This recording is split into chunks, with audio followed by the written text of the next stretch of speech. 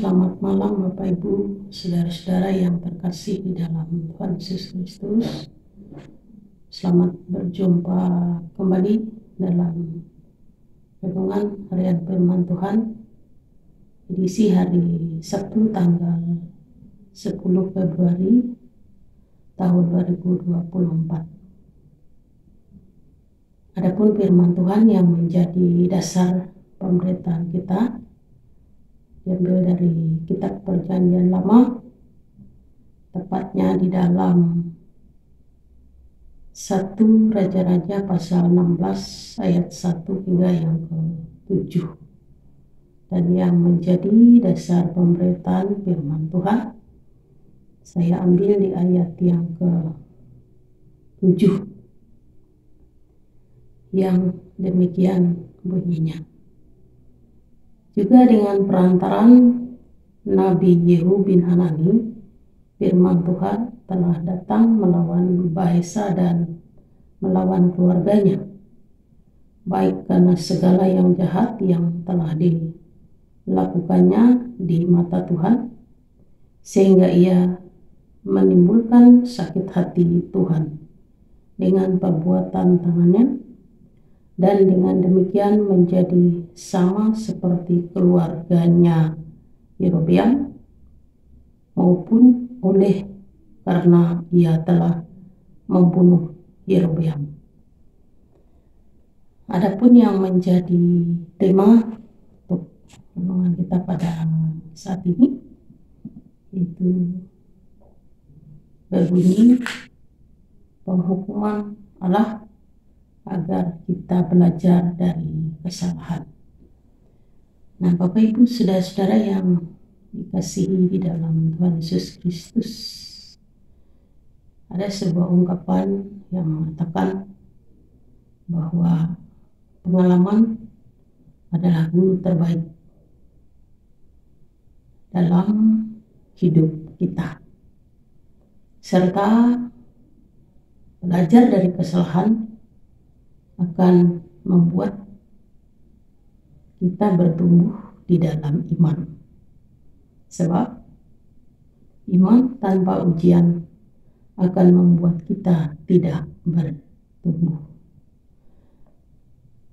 Lalu apa yang membuat umat Israel ini kerap mendapat hukuman, katakanlah kepada para pemimpin-pemimpinnya? Tentunya karena Allah melihat akan perbuatan-perbuatan mereka yang tidak benar-benar dapat menjalankan tanggung jawab mereka sebagai seorang pemimpin, sehingga membuat Allah menghukum mereka. Nah, kemudian apa yang kira-kira menjadi pertanyaan Allah menghukum mereka?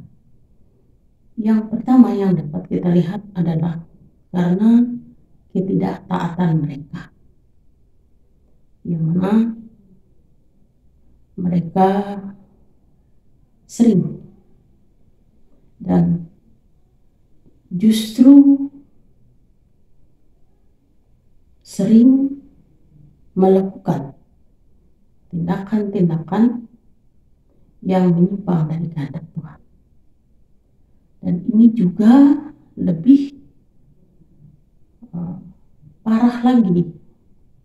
Tindakan-tindakan ini justru dilakukan oleh seorang pemimpin yang katakanlah notabene seharusnya menjadi contoh dan teladan.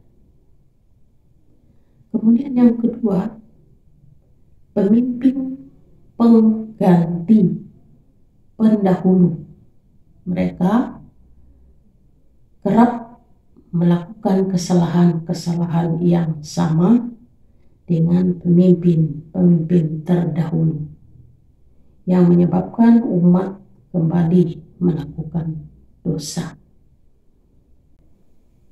Jadi artinya ada kepemimpinan yang baik, benar, yang tentunya dikehendaki oleh Allah.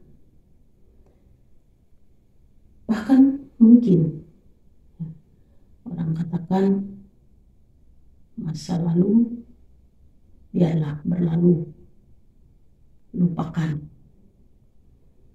Tetapi perlu juga kita ingat bahwa tanpa masa lalu tidak akan ada masa depan. Jadi dari masa lalu itulah kita akan melangkah ke masa depan dengan menjadikan masa lalu sebagai pengalaman-pengalaman yang berharga, sebagai tempat untuk mengoreksi diri agar kita tidak mengulang kesalahan yang sama di masa depan kita. Karena setiap apa yang Tuhan lakukan untuk kita bukan karena Tuhan tidak baik, bukan karena Tuhan kejam dengan kita, tapi justru bahwa melewati pengajaran-pengajarannya itu menunjukkan betapa besar kasih setia Tuhan atas hidup kita. Mari kita belajar dari pengalaman-pengalaman yang merupakan guru terbaik yang akan membuat kita boleh semakin memiliki pemikiran-pemikiran yang mengacu kepada kemajuan dan perkembangan yang mengarah pada pertumbuhan iman yang baik. Amin. Mari kita berdoa. Terima kasih Bapa di surga atas firman-Mu yang sudah kami dengar. Meteraikanlah itu di dalam hati kami, supaya kami senantiasa menjadikan kesalahan-kesalahan yang kami buat itu menjadi guru, menjadi contoh, menjadi teladan yang membuat kami dapat semakin berlaku bijak dalam menjalani hari-hari dan kehidupan kami, supaya kami tidak jatuh kepada kesalahan-kesalahan yang sama. Dalam arti kami boleh semakin menjadikan kesalahan-kesalahan itu untuk bangkit dan bertumbuh di dalam iman kami yang sungguh kepada Engkau.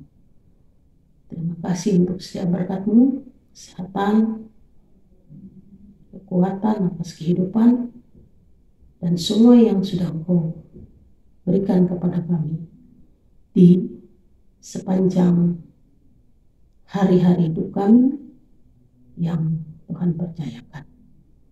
Dalam nama Tuhan Yesus Kristus kami berdoa. Amin.